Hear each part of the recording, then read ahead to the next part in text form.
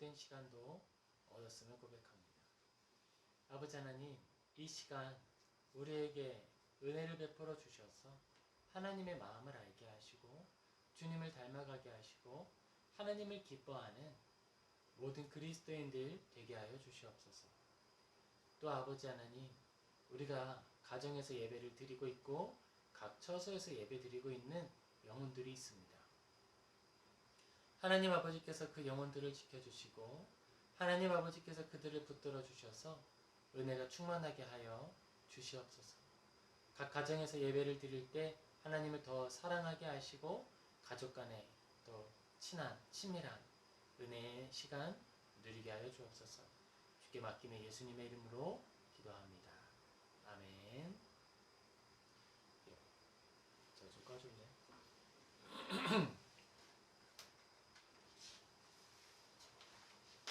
이 시간 우리 하나님의 말씀 같이 살펴보겠습니다. 우리 같이 살펴볼 성경 본문 말씀은 고린도 후서 8장 9절에서 15절입니다. 고린도 후서 8장 9절에서 15절.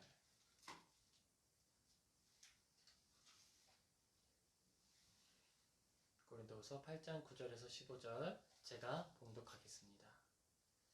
우리 주 예수 그리스도의 은혜를 너희가 알거니와 부요하신 이로써 너희를 위하여 가난하게 되심은 그의 가난함으로 말미암아 너희를 부요하게 하려 하심이라. 이 일에 관하여 나의 뜻을 알리노니 이 일은 너희에게 유익함이라. 너희가 1년 전에 행하기를 먼저 시작할 뿐 아니라 원하기도 하였은즉 이제는 하던 일을 성취할지니 마음에 원하던 것과 같이 완성하되 있는 대로 하라. 할 마음만 있으면 있는 대로 받으실 터이요 없는 것은 받지 아니하시리라. 이는 다른 사람들은 평안하게 하고 너희는 곤고하게 하려는 것이 아니요 균등하게 하려 함이니 이제 너희의 넉넉한 것으로 그들의 부족한 것을 보충함은 후에 그들의 넉넉한 것으로 너희의 부족한 것을 보충하여 균등하게 하려 함이라. 기록된 것 같이 많이 거둔 자도 남지 아니하였고 적게 거둔 자도 모자라지 아니하였느니라. 아멘. 코로나19로 우리들은 다시 한번 가정에서 예배를 드리고 있습니다. 특별히 오늘 예배는 저한테는 특별히 의미가 있어요. 그것은 기존에 제가 가지고 있었던 자세 그리고 자리가 예배당이었기 때문에 그런 거죠. 모든 성도님들이 각 가정에 흩어져서 예배를 하고 그곳에서 하나님을 찾고 부르짖을 때 저는 예배당에 나아가서 예배당에 불을 켜고 문을 열고 그 자리에서 예배가 끊어지지 않도록 지키는 파수꾼의 역할을 했습니다. 그게 차이점이었어요. 그리고 그 삶의 자리에서 예배당을 지키는 자리에서 가장 중요하게 여겼던 것은 이 자리에 하나님이 임재하신다라고 하는 그 사실을 잊지 않고 그 마음을 지키는 것이었죠. 지금은 가정에 모여서 예배를 드리고 있습니다.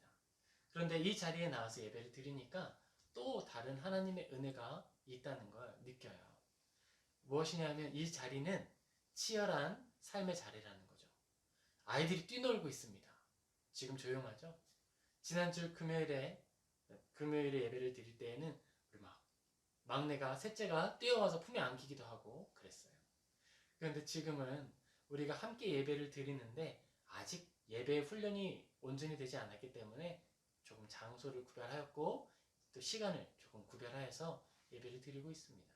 하지만 분명한 것은 함께 예배를 드려야 한다는 것이죠.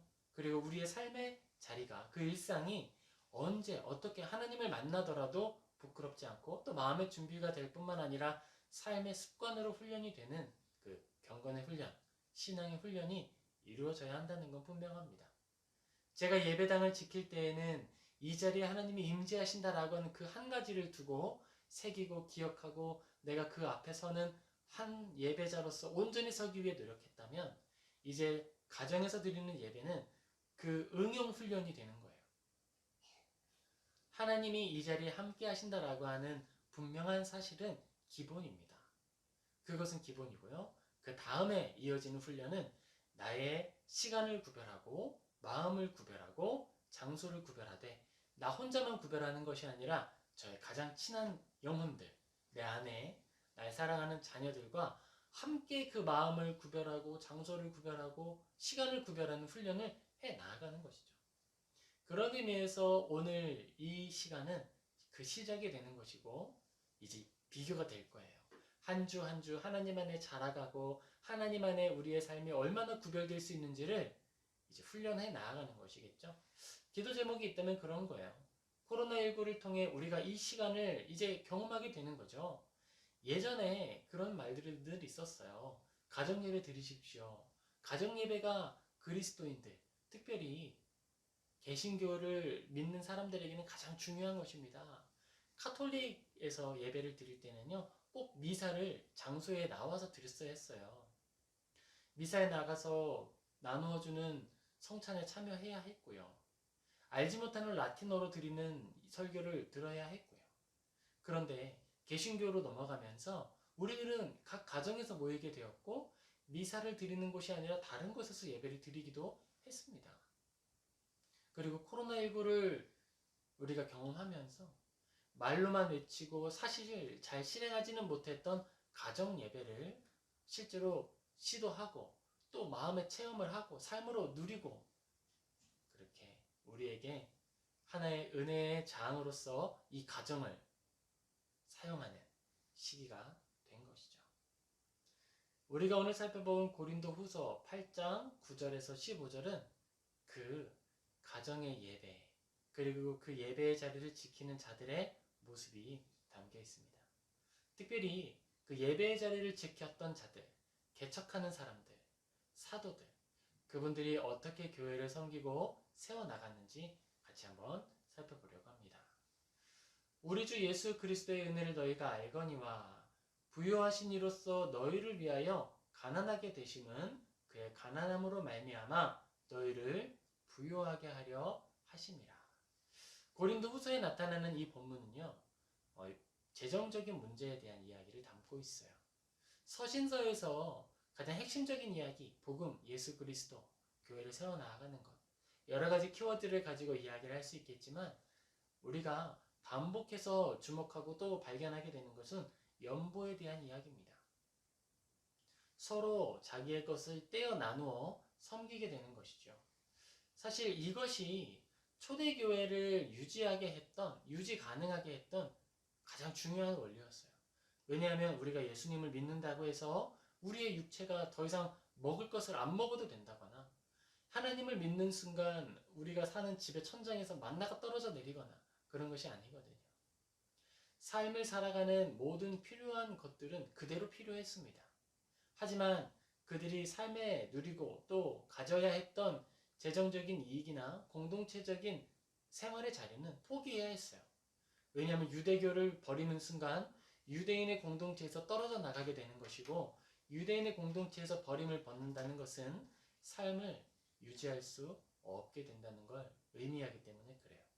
그럼에도 불구하고 믿음의 사람들, 그리스도인들은 믿음을 포기하지 않았습니다.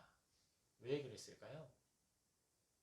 그것이 나를 생존하게 하는 가장 중요한 첫 번째 원리라고 믿었기 때문에 그래요. 내가 하나님을 믿는 것이 비록 재정적으로는 나를 생존 불가능한 자리로 인도하는 것이겠으나 나의 영혼은 언제나 살아있을 것이다. 이 믿음 굉장히 중요합니다. 왜냐하면 이 믿음을 가진 그리스도인들이 순교도 감당했고 환난도 감당했고 믿지 않은 이들을 향해 복음을 전하는 열심을 낼 수 있었거든요. 보는 사람마다 미련하다 했고 그런 믿음이 무슨 필요가 있느냐 했고 많은 이들이 대적자로 일어나서 공격했습니다. 가장 사랑하는 가족이 우리를 향하여 그들을 향하여 비방하는 자가 되었고 그들의 마음을 가장 아프게 하는 자가 되었고 믿음을 가장 흔들어 놓는 사람들이 되었어요. 그런데 교회의 각 성도가 겪는 그 아픔을 교회가 어떻게 위로했느냐? 서로 나누어 줌으로써 서로 섬김으로써 그 어려움을 극복해 갔습니다. 바울은 고린도 사람들에게 맨 처음에는 책망하는 편지를 썼어요. 어떻게 당신들은 아볼로파와 바울파 그렇게 파가 나뉘어져서 싸울 수가 있습니까? 우리가 다른 복음을 들었습니까? 다투지 마십시오라고 책망하는 글을 썼습니다. 그리고 그 후에는 이제 우리가 연보해야 합니다라고 편지를 적는 거예요. 그 연보함은 당신들이 부요하기 때문에 하는 것이 아닙니다. 당신들의 것을 나누어서 우리가 한 공동체이고 사랑하는 자들임을 확인하기 위하여서 하는 것입니다. 라고 이야기해줘요. 이 일에 관하여 나의 뜻을 알리노니 이 일은 너희에게 유익함이라. 너희가 1년 전에 행하기를 먼저 시작할 뿐 아니라 원하기도 하였은즉 이제는 하던 일을 성취할지니 마음에 원하던 것 같이 완성하되 있는 대로 하라. 너희들이 마음에 원하던 것을 완성하여 연보하라 라고 이야기를 합니다. 할 마음만 있으면 있는 대로 받으실 터이요 없는 것은 받지 아니하시리라. 이는 다른 사람들은 평안하게 하고 너희는 곤고하게 하려는 것이 아니요 균등하게 하려 함이니 이제 너희의 넉넉한 것으로 그들의 부족한 것을 보충함은 후에 그들의 넉넉한 것으로 너희의 부족한 것을 보충하여 균등하게 하려 함이라. 기록된 것 같이 많이 거둔 자도 남지 아니하였고 적게 거둔 자도 모자라지 아니하였느니라. 하나님께서 우리에게 주신 사랑의 원리를 이야기하면서 공동체를 사용하십니다. 하나님께서 이스라엘 사람들을 광야를 지나는 시간을 가지게 하실 때에 그들을 충분히 먹이시고 또 그들을 충분히 입히셨어요. 이집트에 있는 사람들에게 재물을 얻어 나오게 하심으로써 풍성하게 하셨고 그들이 가지고 있었던 가축들을 죽지 않도록 먹이셨기 때문에 그들이 40년 광야 생활을 하는 동안에도 가지고 있는 것이 많을 수 있었습니다. 그래서 너희의 소유가 많으니 요단강을 건너가 싸움을 할 때에 한 성을 정해서 그곳에 너희의 소유를 가져다 놓고 그곳에 두고 모여서 예배하라 라고 했죠. 사모님은 여기 앉으세요.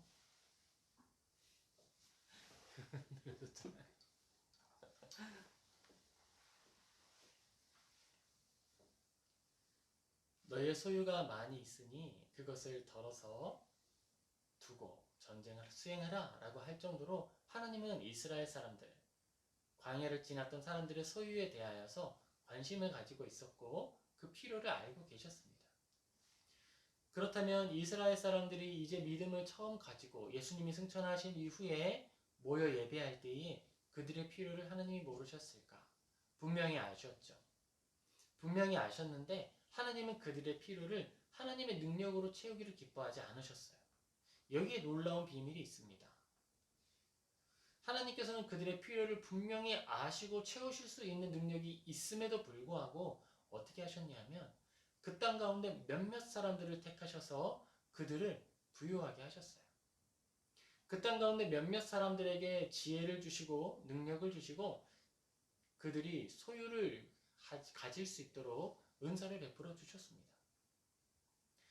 이스라엘에 모여있던 사람들이 있었어요. 그들의 집은 원래 다른 곳입니다. 지방에 사는 사람들이었는데 절기를 맞이하여서 이스라엘에 모였던 거예요. 그런데 그곳에서 예수님을 보고 예수님이 십자가에 못 박혀 죽으시는 걸 보는 겁니다. 그리고 그들은 그 자리에 모여서 예배드리기 시작했어요. 가족의 품으로 삶의 터전이 있는 곳으로 재정적 활동을 할 수 있는 곳으로 돌아간 사람은 많지 않았습니다. 그렇기 때문에 예루살렘에 있는 사람들은 가난할 수밖에 없었어요. 수입을 얻지 못하는 사람들이 많이 있었거든요. 하지만 그곳에 있는 사람들은 예수님께 배움을 얻었습니다. 그리고 하나님께서는 그들의 필요를 직접 채우지 않으심으로 그 땅 가운데 나눔이 풍성할 수 있도록 도우셨어요. 나눔의 원리를 가르쳐주기 시작했습니다. 섬김의 원리를 가르쳐주기 시작했습니다. 가난할 때에나 부유할 때에나 하나님 예배하는 법을 가르쳐주기 시작하셨어요. 그리고 하나님을 예배하는 자들이 그 가운데에서 재정의 궁핍함 때에 우리가 떡으로만 살 것이 아니요 모든 하나님의 말씀으로 살 것이다 라고 하는 것이 무엇인지 체험적으로 알도록 도우셨습니다.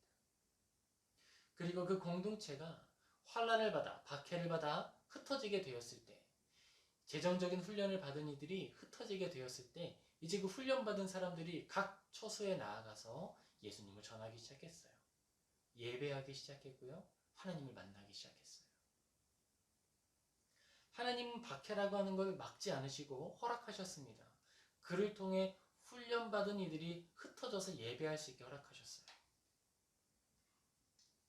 그리고 그 각 흩어진 자리에 사람들이 부유하게 하신 것이 아니라 또한 곤고하게 하셨습니다.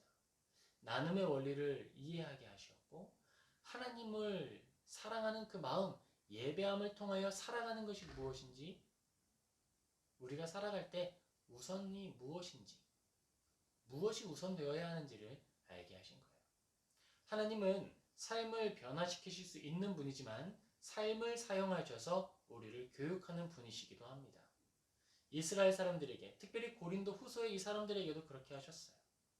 가난한 성도들, 가난한 나의 이웃을 옆에 두게 하시고 보게 하셨습니다. 그리고 바울을 통해 말씀으로 그들의 마음을 흔드는 거예요. 너희가 가지고 있는 것을 나누어 너희가 궁핍한 자가 된다. 너희가 그들의 궁핍함을 이해할 수 있게 되고 나눔을 통하여서 그리고 너희들이 나눈 그 물질을 통하여서 가난한 자들은 또한 위로를 얻게 된다. 사랑의 원리로 균등하게 되는 것에 대하여서 이야기를 합니다.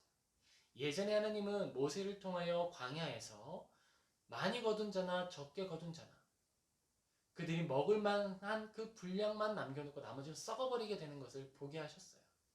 그래서 균등의 원리를 이해하게 하셨습니다.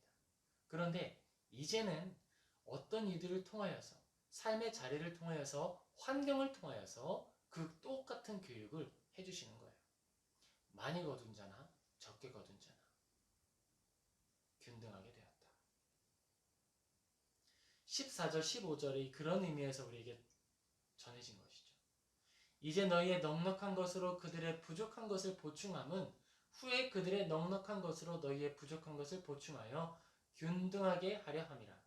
기록된 것 같이 많이 거둔 자도 남지 아니하였고 적게 거둔 자도 모자라지 아니하였느니라. 예전에는 많이 거둔 자와 적게 거둔 자의 만나, 하나님이 주신 그 양식이 썩어서 벌레가 나타나는 것으로 이거 먹을 수 없게 되었다. 이렇게 되는구나 라고 하는 걸 알게 되는 거예요. 그런데 이제는요 어떻게 되냐면 우리의 분수에 넘치는 소유가 우리 안에 고통이 되는 거예요. 우리의 분에 넘치는 소유가 우리에게 나의 자랑이 될 뿐 쓸 곳이 없는 거예요. 하나님은 우리에게 주신 삶의 형편들과 모습들을 통해 깨달음을 주십니다. 알게 하시죠. 우리의 마음의 소원보다 많은 소득이 나를 기쁘게 하지 못하는구나. 헛되고 헛되니 모든 것이 헛되도다 라고 하는 고백을 할 수밖에 없는 자리로 우리를 인도하시면서 소유가 아니라 마음이고 너희들의 소유가 아니라 마음의 양식, 하나님의 말씀이 먼저 그리고 가장 중요한 삶의 원리이구나 라고 하는 걸 알려주는 거예요. 우리는 지금까지 고린도 후서의 상황과 모세의 상황을 통해서 살펴보았는데요. 우리의 상황을 한번 살펴봅시다. 코로나19로 인해 모든 사람들, 많은 사람들이 재정적인 곤고함을 경험하고 있어요. 그러면서 우리가 함께 경험하고 있는 곤고함이 있습니다. 그것은 예배의 곤고함이죠. 그 모든 것을 경험하면서 이제 마음의 감각을 얻게 되는 거예요. 예배가 풍성할 때에는 우리 모두가 무엇 하나만 바랬냐면 재정적인 풍성함만을 원했어요. 왜냐하면 예배는 흘러 넘쳤거든요. 예배를 드리는 그 풍성함과 화려함이 어떠했는지 우리 잘 알고 있잖아요. 좋은 악기들과 좋은 기구들과 장비들, 멋진 조명과 화려한 무대 위에서 예배가 드려졌습니다. 불과 몇 주 전에 말이에요. 그러나 이제는 어떻게 되었죠? 화려함이 아니라 진실한 예배가 우리에게 정말 필요한 것이구나 라고 하는 걸 알게 되었어요. 삶에서, 가정에서 예배 드릴 때. 내가 그동안 하나님 안에서 정말 괜찮은 신앙인이라 자부하고 그렇게 살아갔는데요. 확인해보니 그 예배 자리를 열고 보니 가정에서 예배를 드리고 보니 얼마나 부족한지 아는 거예요. 저만 해도 그래요. 저도 이제 목사고 예배를 인도하는 사람이었고 아무도 없는 자리에서 예배 드리는 것을 익숙할 정도로 잘하는 사람이 됐어요. 그런데 이제 가정에서 예배를 열고 하나님 이 자리에 임해주세요 라고 고백하며 예배를 드리는데요. 쉽지 않아요. 나는 훈련됐는데 우리 아이들은 어떨 거예요? 아이들이 훈련되었습니까? 예배가 나만 드리는 것이 아니라 우리 공동체가 드리는 것인데, 이 가정이 드리는 것인데 나의 준비된 이 마음이 아이들에게 흘러갔나요? 그렇지 않은 거죠. 이제 이것이 나만의 만족을 위한 예배를 계속해서 드리고 그렇게 세대가 흘러가 버리면 다음 세대는 예배 드릴 마음의 자세나 준비를 얻을 수가 없는 거예요. 가장 좋은 신앙 교육의 자리가 가정인 것 아시죠? 이제는 우리가 각 가정에서 예배함으로써 아는 거예요. 아, 그래. 예배가 중요하구나. 그리고 여기서 또 하나 알게 되는 것이 있습니다. 연보를 통해서 알게 되는 것인데요. 우리 마음에 그런 마음 들죠? 아, 누군가 예배를 인도해 주었으면 좋겠다. 우리가 하나님을 찾고 부르짖고 싶은데 나도 훈련이 안 되었고 우리 아이들도 훈련이 안 되어서 정말 어려움이 있으니 우리를 정말 도와서 예배해 줄 수 있는 그런 예배에 훈련된 사람들이 있으면 좋겠다. 그런 마음이에요. 이스라엘에 있던 사람들이 예수님을 만나고 변화되고 있을 때 각 지방에 흩어졌던 사람들, 각 회당에 머물렀던 사람들, 형편이 되지 않아 이스라엘, 예루살렘에 가지 못했던 사람들은 그 마음이 있었어요. 우리도 예배하고 싶은데 알지 못한다. 우리가 이 성경을 볼 기회를 조금 더 자주 얻었으면 좋겠고 하나님을 바르게 예배하고 싶다. 그런데 환란을 통해서 흩어져서 나오는 사람들이 있었는데 그분들은 훈련된 사람들이었어요. 그들은 영적인 충만함은 가지고 있었습니다. 그런데 재정적으로는 가난했어요. 그래서 그들이 흩어진 자리마다 교회가 세워집니다. 어떻게 되는 걸까요? 원리는 똑같아요. 부유한 자가 가난한 자들에게 자기의 것을 나누어 주는 거예요. 그런데 부유한 자는 무엇이 부유했냐 하면 하나님을 아는 지식, 예수님을 직접 보면서 얻은 지식으로 충만했고 감사와 그들 가운데 경건함이 충만했어요. 구별된 삶을 살아왔거든요. 재정에 매여 있는 것이 아니라 그것이 풀어져서 하나님을 온전히 예배드리는 것에 기쁨과 영광이 무엇인지 아는 사람들이 되었거든요. 그들이 먼저 나누어 주었습니다. 그리고 그때에 사람들이 모여오는 거예요. 그래요. 우리가 당신의 예배함, 거기에 함께 참여하기를 원합니다. 하나님 아는 지식을 얻기를 원합니다. 예배 드리기를 원합니다. 우리가 조금씩 모아서 당신에게 드릴 테니까 당신이 우리를 위해서 전심전력 말씀을 연구하고 전해주세요. 그렇게 예배당이, 예배의 처소가 세워지는 거예요. 먼저는 영적으로 풍성한 이들이 자신의 것을 내어서 사람들에게 먹이고 또 재정이 있는 자들은 나누어서 함께 함으로써 자신에게 부어지는 영적인 양식이 줄어들거나 훼손되거나 썩어지지 않도록 지키는 거예요. 그렇게 서로 연보함으로써 교회가 세워진 겁니다. 바울이 가서 세운 교회가 그렇게 세워진 거죠. 바울이 말합니다. 나는 당신들에게 재정을 요구할 자격이 있어요. 그런데 내가 그렇게 하지 않는 것은 당신들의 믿음이 아직 성숙하지 않아서 시험에 들게 하지 않기 위해서 내가 이 일을 하는 겁니다. 바울이 권한이 없어서 그 일을 한 것이 아니에요. 바울이 사도고 사도로서 마땅한 것을 요구할 수 있었지만 그들의 믿음이 아직 세워지지 않았기 때문에 그렇게 내가 나의 일을 해서 교회를 세우겠습니다 작정한 거예요. 하지만 아볼로가 그 자리에 와서 교회를 섬길 때에는 아볼로도 일해야 되는 건 아니었죠.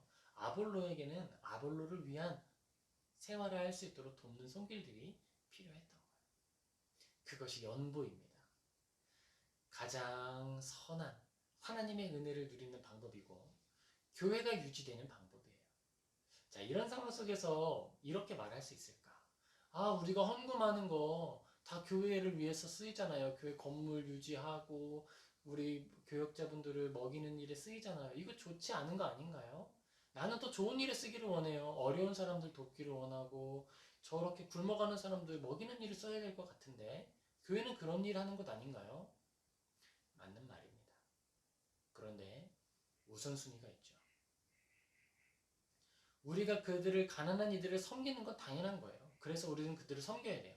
우리가 가진 소유를 쪼개어서 우리가 가난한 자의 일부를 누리고 그 가난함의 곤고함이 무엇인지 체험하는 그 고난한 가난함에 참여하여서 그들의 마음을 위로하는 자리로 내려가고 낮아지고 예수님처럼 그리스도의 은혜를 알거니와 부유하신 이로써 너희를 위하여 가난하게 되신 그 예수님의 자리로 내려가고 그리고 그들에게 우리의 것을 나누어 줌으로써 가난한 이들은 하나님을 아는 지식에까지 가는 거예요.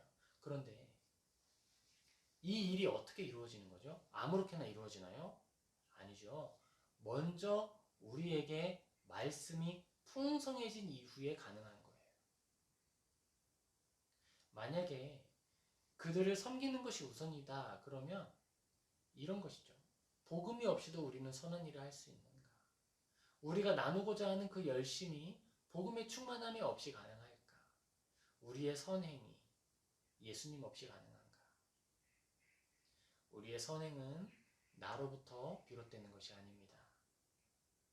우리의 선한 마음, 나누고자 하는 열정은 나를 먼저 사랑하신 하나님의 은혜, 예수님의 그 보혈의 피로 인해서 시작된 거예요.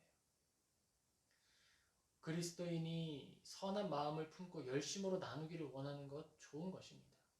그러나 이런 것은 또 아니죠. 너 하나님 말씀 들었으니까 내놔. 아니, 너 하나님의 말씀 아는 사람이 이것도 안 내놔? 다 내놔야지. 이렇게 하는 것은 아니라고 했어요. 연보함의 원리가 하나 있는데 그것은 자원함의 원리입니다.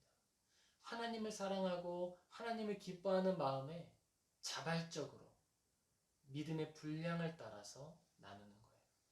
내 마음에 나는 아직 하나님을 사랑하는 것 같지 않고 나는 아직 나누고 싶은 마음이 없습니다. 라고 한다면 나누지 않는 거예요. 헌금하지 않는 거예요. 그저 먼저 내가 영혼의 풍성함을 얻도록 하나님께 매달려 있어야 하는 거예요. 누가 갓난 아이에게 이제 기저귀를 혼자 갈지 못하는 아이에게 음식을 하라 하겠습니까? 그 아이에게는 꾸준한 섬김과 은혜가 필요할 뿐이죠. 우리가 가지고 있는 교회의 원리, 연부의 원리, 사랑의 원리, 우리가 잘 기억하기를 소망합니다. 연보함이라는 것은 가난함에 자발적으로 참여하는 것이고 예수님의 낮아짐을 우리의 삶으로 실천하는 거예요. 그런데 이것은 지옥에 갈까 두려워하여서 억지로 하는 것도 아니고 내가 이 정도 급이 되는 사람인데 이 정도는 해야지 라고 허영으로 하는 것도 아니고 에이 정말 아무도 안 하네 나라도 해야지 이렇게 악한 마음으로 하는 것도 아니에요. 하나님 사랑합니다. 내가 하나님의 말씀을 온전히 얻기를 원하고 하나님의 말씀으로 충만히 은혜 얻기를 원합니다. 그 일을 위해서 우리에게 사역자를 보내주세요. 하나님 보내주신 사역자에 감사합니다. 그의 생활을 우리가 책임지니 그가 선한 말씀을 온전히 우리에게 전할 수 있도록 주님 도와주세요. 기도하는 마음과 자원하는 마음으로 그런 서로 섬기는 마음으로 연보하여서 어떤 이는 영적인 말로 연보하여 그들을 부유하게 하고 풍성하게 하고 다른 이들은 그의 재정을 조금 떼어 나누어 줌으로 연보하여서 영혼이 부유하게 하고 교회가 유지되게 하고 사람이 살아나게 하는 거예요. 이런 서로 연보함이 풍성하게 됐을 때 비로소 그 교회가 그 공동체가 이웃을 향해 섬김으로 나아가는 것이 되는 거예요. 혼자 할 수 있는 일이 있고 교회가 감당할 수 있는 일이 있습니다. 바울이 바라보는 이 연보함은요, 바로 이거였어요. 한 개인이 공동체적으로 교회 안에서 말씀의 유익을 얻는 걸 넘어서서 교회가 다른 교회를 섬기는 거대한 연보가 나타나는 거예요. 이 연보함은 단순히 후원금을 전하는 정도가 아니라 그래, 고린도 교회에 작정한 사람들 나와 같이 한 서너 달 여행을 갑시다. 서너 달 동안 생활을 끊고 모든 것을 끊어내고 어디로 가는 거예요? 다른 교회를 방문하는 거예요. 다른 교회를 방문해서 그 교회의 믿음을 가지고 곤고함을 살아내는 사람들을 위로하는 거예요. 저는 고린도 교회에서 왔습니다.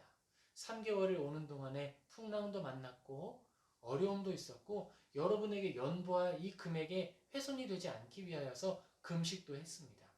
여러분에게 이 사랑을 전할 수 있어서 감사하고요. 이 사랑을 받은 여러분이 주님 안에 기쁨 누리기를 원합니다. 이 말을 전해주는 거예요. 재정의 연보가 있고 방문의 연보가 있고 바울은 그 자리에서 예수님을 증언하여서 또 한 번 연보하는 겁니다. 우리가 세우는 교회는 건물이 아니에요. 우리가 세우는 교회는 공동체입니다. 함께 살아가는 거예요. 영적인 지식에 충만하여서 하나님을 사랑하는 마음이 충만한 것이 교회이고 서로 나누어서 정말 많이 거둔 자도 적게 거둔 자도 부족함이 없는, 모자라지 않는 그곳이 바로 교회입니다. 모든 성도 여러분께 그 교회의 위로와 교회의 충만한 사랑이 함께하기를 기도합니다. 그리고 우리 공동체가 지금은 어른과 아이들이 조금 나누어져서 예배를 드리지만 신앙의 교육이 이루어지고 믿음이 쑥쑥 자라서 이 자리에 함께 모든 가족과 모든 이들이 모여 예배하기를 소망합니다. 그리고 그 은혜가 저만 아니라 이렇게 온라인으로 각 가정에서 예배드리는 모든 분들의 가정에 함께하기를 주님의 이름으로 축복합니다. 우리 같이 기도하겠습니다. 사랑과 은혜가 충만하신 아버지 하나님, 우리가 바울의 섬김과 예배를 통하여서 연보함의 은혜를 생각해 보았습니다. 아버지, 우리가 이렇게 자발적으로 기뻐하는 마음으로 서로를 돌보아 연보하게 하여 주시옵소서. 영적인 지식을 나누어서 우리 모두가 하나님을 사랑하는 마음이 풍성하게 해주시고 하나님을 사랑하는 마음이 풍성하여진 우리가 이제 이웃을 사랑하여서 교회를 세우는 데 우리의 재정을 연보하고 또 연약하고 가난한 이들을 위해서 한 번 더 나의 것을 쪼개어 섬기는 그런 복된 그리스도인들을 되게 하여 주시옵소서. 그리하여서 아버지를 아는 지식과 하나님을 사랑하여 살아내는 삶이 말씀과 늘 잃지 않은 복된 그리스도인 되게 하여 주시옵소서. 주님께 우리의 삶을 올려드리고 우리의 모든 것에 감사드리며 예수님의 이름으로 기도합니다. 아멘. 우리 같이 이 시간 봉헌하겠습니다. 봉헌은 찬송가 213장, 우리 같이 3절, 4절, 5절 찬양하겠습니다.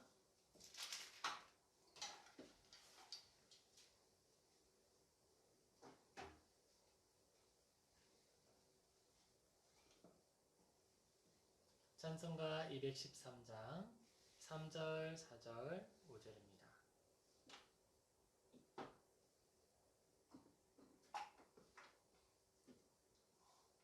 삼 절, 4절, 5절 찬양하겠습니다.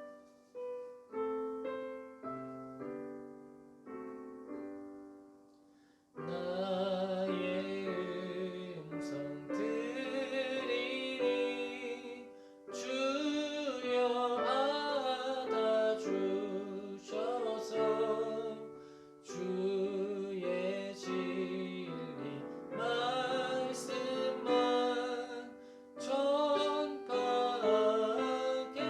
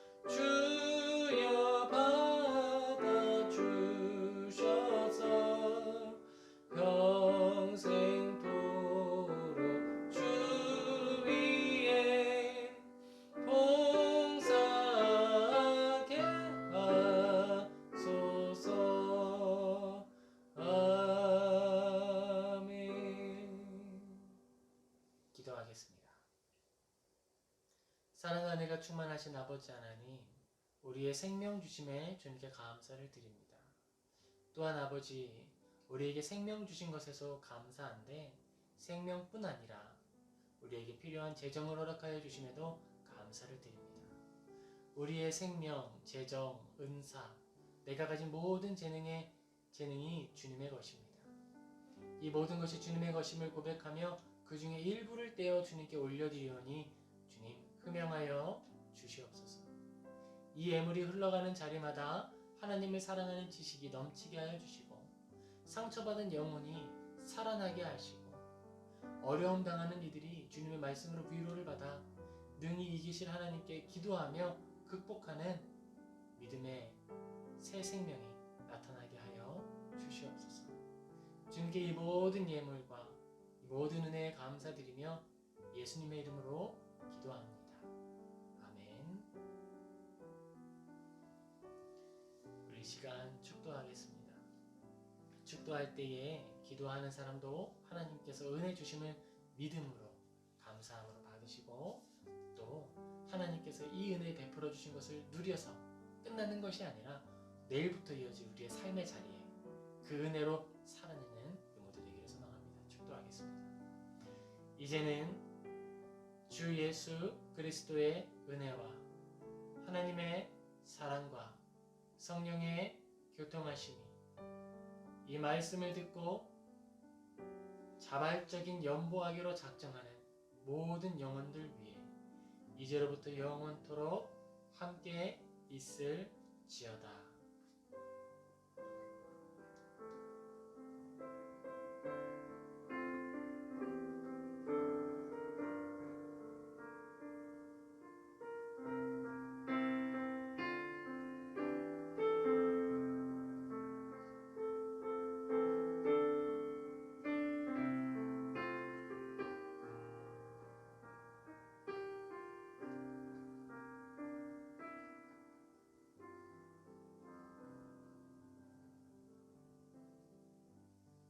아멘. 자, 이것으로 예배를 모두 마치겠습니다. 이번 주에는 예배가 우리 자녀들을 좀 따로 분리하고 예배를 드렸는데요. 다음에는 우리 자녀들도 와서 앉아서 같이 예배를 드릴 거기 때문에 소리가 조금 날 수 있어요. 그 부분 믿음이 자라가는 과정과 생장통이라는 것 생각해 주셔서 또 끝까지 참여해 주시면 좋겠습니다. 그리고 이렇게 예배하는 것이 목사인 한 가정에서만 이루어지는 것이 아니라 모든 성도님들의 가정에서도 성장통을 겪으며 이렇게 예배가 자라가는 시간이 있기를 소망해요. 그래서 코로나19가 끝난 이후에는 가정 예배가 우리 모두의 일부와 일상이 될 수 있기를 축복합니다. 그러면 다음에 또 뵙도록 하겠습니다. 우리는 금요일에 저녁 기도회가 있고요. 주일에는 주일 예배를 11시에 드립니다. 이것을 모두 마치겠습니다. 감사합니다.